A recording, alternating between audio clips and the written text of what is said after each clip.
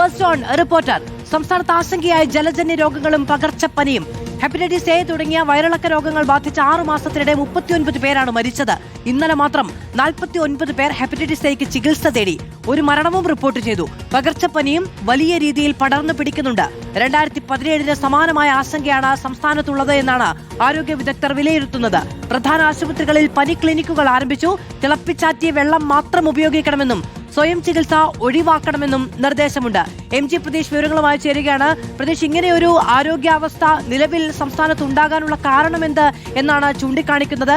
ഈ മഴക്കാല പൂർവ്വ ശുചീകരണത്തിലടക്കം ഈ ക്ലോറിനേഷൻ ഡ്രൈവിലടക്കം വീഴ്ചകൾ വന്നോ?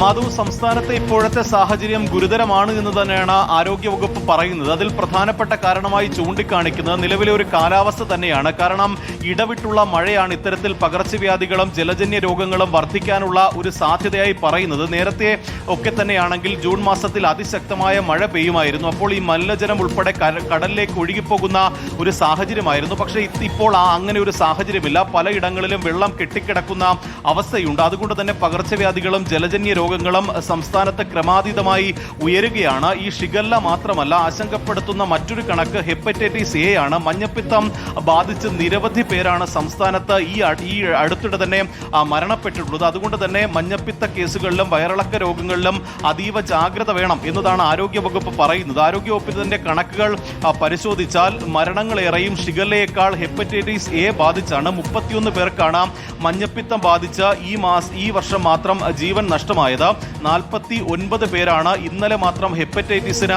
ആശുപത്രികളിൽ ചികിത്സ തേടിയിട്ടുള്ളത്. വയറിളക്ക രോഗങ്ങളുടെ കണക്കെടുത്താൽ 6 മാസത്തിനിടെ 2.5 ലക്ഷത്തോളം പേരാണ് വയറിളക്ക രോഗത്തിന് സംസ്ഥാനത്തെ സർക്കാർ ആശുപത്രികളിൽ ചികിത്സ തേടിയിട്ടുള്ളത്. ഇന്നലെ മാത്രം 3032 പേർ വയറിളക്കവും ഛർദിയും ബാധിച്ച ആശുപത്രിയിൽ ചികിത്സ തേടിയതാണ്. കണക്കുകളിൽ നിന്ന് വ്യക്തമാണ് എത്രത്തോളം രൂക്ഷമായ സാഹചര്യമാണ് സംസ്ഥാനത്ത് ഉള്ളത് എന്ന്.